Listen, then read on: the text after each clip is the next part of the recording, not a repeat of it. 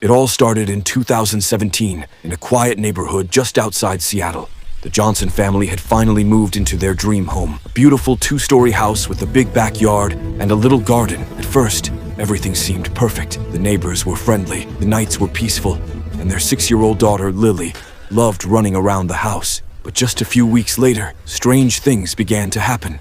Every night, around midnight, faint footsteps echoed through the walls. At first, they thought it was just the pipes, or maybe the house settling, but the sounds grew louder and closer. One night, Lily ran into her parents' room, crying. She said, "Mommy, there's a man in my wall.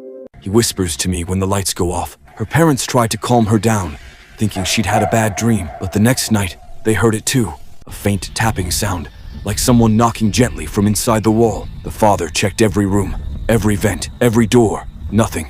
Everything was locked. Days turned into weeks, and the strange noises continued. Sometimes a light in the hallway would flicker for no reason. Other times they'd wake up to find the TV turned on, showing only static. Soon, the little things started adding up.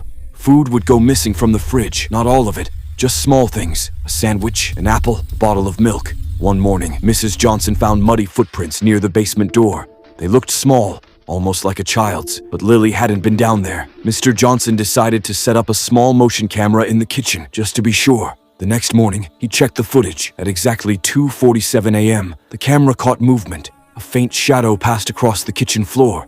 Then, a figure, a man, tall, thin, wearing dark clothes, quietly opening the fridge. But here's the terrifying part. The man didn't come from the door. He stepped out of the wall behind the cabinet. The Johnsons immediately called the police. When officers arrived, they searched the entire house. They found nothing until they checked the basement. Behind the water heater, there was a loose wooden panel. When they pulled it away, they discovered a narrow crawl space, just big enough for a person to move through. Inside, they found old blankets, half-eaten food, and a small notebook. On one page, written in shaky handwriting, it said, "They're my new family. They don't know me, but I know them." The realization hit them hard. Someone had been living inside their walls for weeks, maybe even months. After analyzing fingerprints, police discovered the intruder was a homeless man named Robert Harris, who had gone missing months earlier. He used to live just a few blocks away.